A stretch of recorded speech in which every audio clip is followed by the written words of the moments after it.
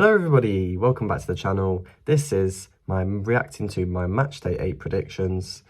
This was one of the hardest set of predictions so far. Honestly, every match was hard to call. They were all relatively even. There were like matches which could easily been surprises and stuff like that. But yeah, here we are reacting to my Matchday 8 predictions. I hope you enjoyed this video and let's just get straight into it. So we start off with Luton versus Spurs. It finished 1-0 Spurs. I said 2-0 Spurs. This was a very close affair. I was going on about how it's got a 1-0 Luton written all over it. It generally very easily could have been 1-0 Luton.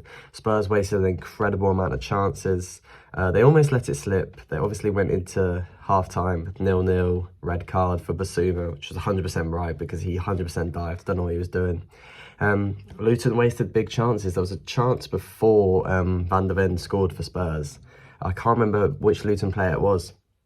It was such a big chance. He should have put it away. And yeah, you've got to put those away if you want to stay up. But yeah, Spurs come away with the 3 points. I come away with 3 points.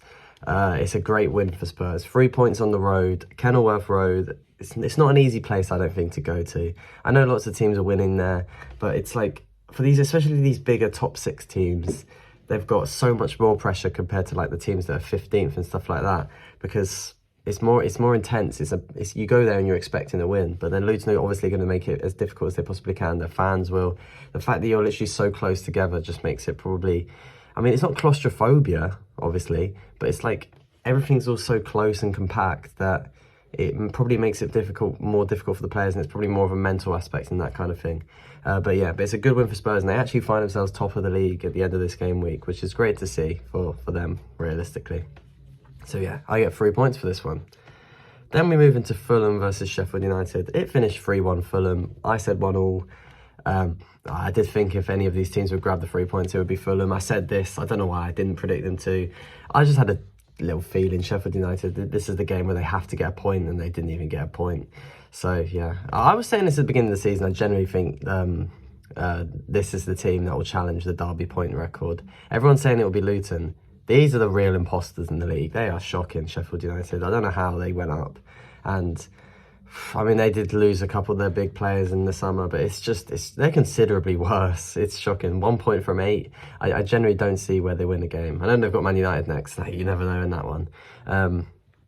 I'm sure there'll be one odd game that they'll win, and then everyone will be surprised. But so far, it's good. They've lost 8-0 already as well. I wonder how much longer the manager's got, because I reckon it'll get to a stage where the fans get impatient, the board get impatient, and then it could become like a Watford scenario where they're just continuously sacking managers. I hope not, but yeah, I only get 1 point for this one, unfortunately. Then we move into Burnley versus Chelsea. I said 2-1 Chelsea, and it finished 4-1 Chelsea. Chelsea, are they back? Are they back? Obviously, beating Fulham and Burnley isn't exactly world-beating, but they're two very important wins because they're about to go on an extremely tough run. They've got a tough set of fixtures coming up. But although these wins have come up against a good opposition, not easy opposition, as some might say, they've looked very good in these matches. Start of something to come. The thing, when you look at stats with Chelsea, they're defensively solid. They don't concede many goals. It's the other end of the pitch where they struggled. They don't score enough goals. I think they've created a lot of chances this season, but they're just not putting away their chances. And when they start to click, when they start to get that going, they've got everything going for them. Every department, the attacking, the defending, the midfield. Yeah, that's the problem for Chelsea. Like, it's so important that Jackson, Brozier, Sterling, Mudryk, they've got to be at the top of their game, because that's the problem right now for Chelsea. They're not scoring goals, and obviously in this one they're scoring 4. So maybe the confidence is back among the Chelsea players, and they're going to need full confidence if they're going to want to, or they're just going to lose and draw every single game like they've been doing before. Yeah, but that's a big win for Chelsea. Now they've got to go on this difficult run, but it's going to give them a lot more confidence going into that difficult run. So I wish them the best. Because we know what Chelsea board is like. They get very impatient, and if they get a lot of losses in the row because they're playing against good opposition, you never know what might happen to Poch. But yeah, I get 3 points for this, which is very nice to see. Then we go into Everton, who beat Bournemouth 3-0. I said 1-1. I don't get it. Every single time I back Everton, I don't back Everton, sorry. they just seem to grab a result and play exceptionally well. It's another great win for Everton, strengthening their survival chance. I think it's looking bleak for this Bournemouth manager. Still yet to win a game in 8 in the Prem. He's not got too much longer. They're just considering how well they played and how well they performed last season. He's going to get sacked soon. I think he's going to be the next one to be sacked. But yeah, Everton just keep getting good wins. I don't really get how they're doing it. It must just be the Sean Dyche effect. He's some manager, always rated Sean Dyche. But yeah, I'm pleasantly surprised by this, and roll on the Merseyside derby once we finished international break, because that is going to be a big match because both teams are on form. So yeah, unfortunately I get 0 points for this because I did not get it right whatsoever. Then we go into Man United 2, Brentford 1.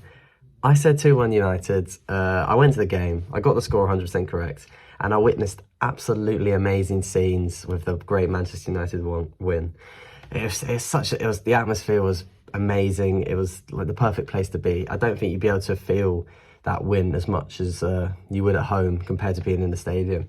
The fact, 90 plus third, 90 plus seventh, it felt so good. I've never gone that crazy in my entire life. But yeah, don't get me wrong though, although I did go and watch the game, I do know that we were awful. We were bloody miserable and dreadful all match. It's just Scott McTominay decided to become prime Zidane in a matter of minutes. Yeah, it's probably definitely one of the greatest moments of my life, witnessing that McTominay masterclass, the last minute winner, celebrating with all the fans. Yeah, it was nice. Now, I haven't been a big fan of Scott McTominay in the past few years. I've got a couple things to say. I think this was written in the stars. It's really nice to see. McTominay was always close with Sir Alex. Sir Alex always rated McTominay highly. And, I mean, unfortunately, Sir Alex Ferguson's wife passed away a couple of days before this game, which was very sad to see. And McTominay's the one to go and score in Fergie time, the winner. It's nice to see. As a neutral, I think it would be nice to see as well. But then in terms generally with McTominay, I've never really been a fan of him. But it's nice to see when things are tough, things aren't going well, we're not playing the best of our ability, an academy player is the one who comes on the pitch, gives it his all and wins us the game. I mean, that's what he does. His passion, you can't deny. McTominay has so much passion for this club. It's just, I don't think he's the best of ability. But if he's going to do that, maybe he's a striker. Maybe we've been robbed of the greatest striker of all bloody time. Whoever made him a midfielder in the Man United academy. But yeah, say what you want about him. He does pop up with very important goals, and he obviously loves the club. Maybe it's time for putting him up front. But yeah, this is a great win for Man United before the international break. And then hopefully we can get a few of our injured players back after this international break, and we can go again and finally properly push on. But yeah, I get 4 points for this. Then we move into Crystal Palace 0, Forest 0. I should have known this one would be a draw. This had draw written all over it. I just thought that Palace were a bit better than Forest, but they're just so similar. They both struggled to score goals. I should have known that this would have been 0-0 or 1-0. But yeah, not really much to say about this. I didn't get to watch the game, so I was on the way home from Manchester. But yeah, I get 0 points, which is a shame. Then we move on to a very big game this weekend. Brighton 2, Liverpool 2. I said 3-1 Liverpool. This nearly went exactly how I thought it would. Liverpool went 1-0 down. They went 2-1 up. And I thought, they might go grab a third here and get me the 4 points. But no, in fact, it was quite the opposite. Brighton made it 2-2. And in fact, they probably should have won the game. João Pedro, he missed a big chance in like the 87th minute. I feel like that Brighton will feel like they should have got the 3 points here. But of course, a point against Liverpool is still very good. I did also kind of forget when I was doing these predictions that Liverpool were without Curtis Jones and Jota due to those silly red cards the week before. Yeah, I mean, I guess that would have made it a little bit harder. They've got a thinner squad. But I do think a point apiece is fair for both sides. Two very good teams. Yeah, I've not really got much more to say about them. Unfortunately, I don't get any points for this. Again, 0 points. We're not having the greatest week so far. But yeah, let's move on to West Ham versus Newcastle. It finished 2-2 again, and I said 3-2 Newcastle. Very frustrating. I went for an interesting scoreline. I nearly had it correct. I nearly did, because I think 3-2 is a bit of a silly one to predict. I don't know why I did that. But the game was very exciting. Two very exciting teams going head-to-head. West Ham went in front. Isak brought it level, then Isak put them in front, and then West Ham scored like a last-minute equaliser. Very exciting game to watch as a neutral, and I think realistically both of them would take a point. They both had great wins in Europe in midweek as well. Obviously, Newcastle's was against PSG, which is a little bit more exciting, but still, West Ham continuing winning in Europe. I think I might have said this in the predictions, but I think they've broken a record for the consecutive games unbeaten in Europe. I think it's 17. I know they had the Conference League on their side, but still, it's nice to see for West Ham to do well in Europe. And yeah, I get 1 point for this, considering the fact they've got the correct amount of West Ham goals. Then we move into Wolves 1, Villa 1. I was literally inches away for grabbing 4 points here. Ollie Watkins hit the post in like the 14th added minute of added time. Yeah, Villa are going to feel hard done by here. I bet before they went into this, they were hoping they should have won the game. This is 3 points for them. But obviously we know Wolves are capable of producing a surprise as they beat City last week. It was a close match. A point isn't the end of the world for Villa. Brighton also dropped points. It's far from the end of the world. Villa, there's nothing to worry about for Villa. And Wolves, I mean, it's a good point for them actually, because obviously they're in a relegation battle. But they're doing a bit better than compared to the other relegation teams. So yeah, I get 1 point for this one, correct amount of Wolves goals. Then we move on to the final match of the weekend. Arsenal 1, Man City 0. I said 2-1 Arsenal. I had a feeling Arsenal were going to win, and that feeling was correct. Unfortunately, I only pick up 2 points instead of the 4 or 3, which I could have done. I'm glad to say I knew Arsenal would be grabbing the 3 points. I've noticed this before. City are just levels worse without De Bruyne and Rodri in their team. That's now, and it's also the second time this season that Haaland has 0 expected goals against his Arsenal back line. Without the support, he doesn't do much, and that's not me saying he's bad. That's just any striker in the world. If you don't get the support, you're not going to score many goals, and that's why Haaland's so good, because he sometimes gets little support and he still picks up loads of goals. But all of the 3 games Rodri has been suspended, that Man City have lost. 1-0 Newcastle in the Cup, 2-1 Wolves last week, and then obviously this one as well. I think the CDM position is one of the most underrated positions in world football.